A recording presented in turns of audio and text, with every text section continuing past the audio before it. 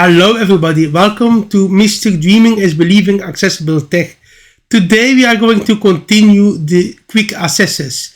Going to UI components, we seeing that the info is that we need to examine and the target page if there is enough color contrast for all highlights, links, native widgets and custom widgets and the target frame. So we need to control everything with accessibility insights for Windows. If you see what I'm hovering, it's also I already opened here accessibility insights for Windows, and I'm going to color contrast analyzer, and I am clicking this button. It will place it in a smaller screen and it will be perfect for me to swipe it to here, that you can see it, but we can also see what needs to be tested. So we need to test on color for all the UI components. So we turn on the visual helper and we can start. So accessible name, skip to main content. For this reason we just need to first click it. Okay, then it's visible. Then I click color 1. It's gone.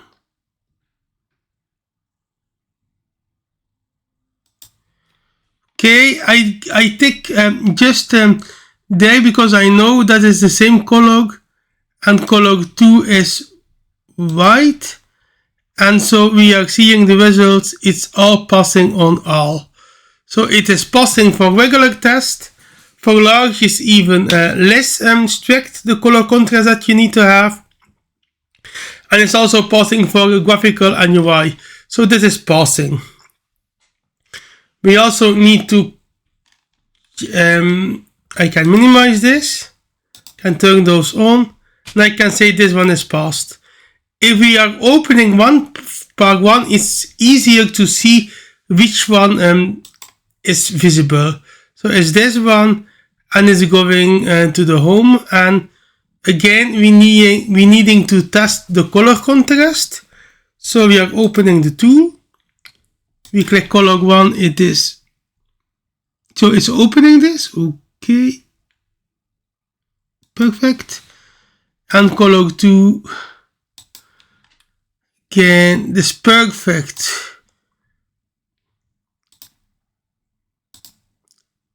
Email, that email one, open accessibility insights, color 1 should be this kind of bluish, color 2 is still white, okay, passing. We are good kids right now. Book your training,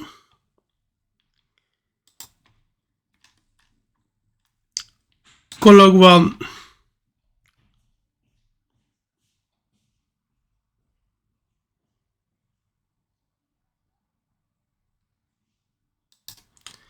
and color 2, perfect, passing.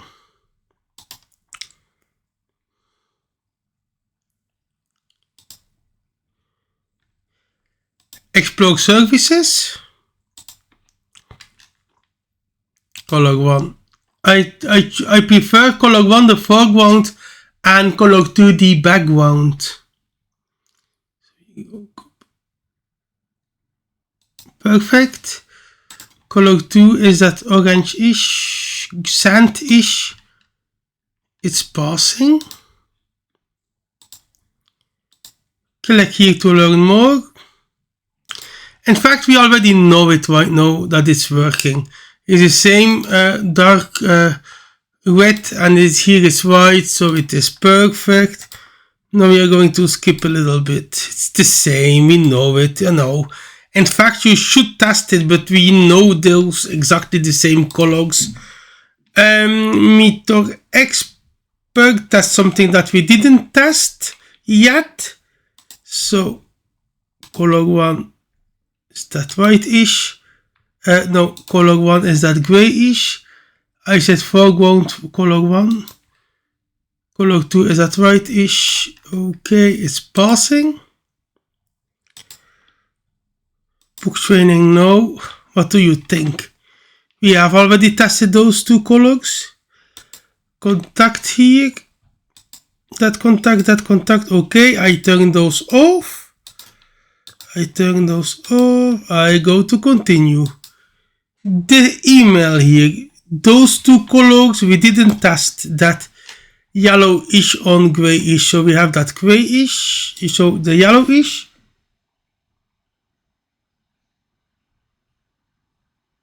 Perfect. Grayish. Passing. Now let's think. That one, what do we think? Will it be accessible or not? I'm not so sure, to be honest, for that one. So let's test this. We keep color 1 is that grayish. And color 2 is enough. Wow. It is enough. And those are the same color, so there is no gradient also. Okay. Accessibility statement, we also tested those 2 colors. So have I tested this one? Yeah, if the colors are exactly the same and there's also no gradient difference, I'm sure you can say that it's passing. So we are tested the UI component. The next one. We need to test if there are no missing headings. So text that looks like a heading must be coded as a heading. We can turn on the visual helper. So this looks like a heading, this is a heading. This looks like a heading, this is a heading. This is a heading, it's a heading. This looks like a heading, it is a heading, it is a heading, it is a heading. Ooh, bad color contrast here. It is a heading, it is a heading. So how we are tested, so everything is passed. But the best exercise is really also not starting with turning it off, but first looking what looks like a header. Does this part look like a header? It does. And it is in H1. Does this look like a header? Yes, it is. And it is in H2. Dus it's really thinking. It's not only seeing there are, you shouldn't use this tool as seeing there are headers marked. So these are headers. No, we need to be critical. So we look first. Does it look like a header?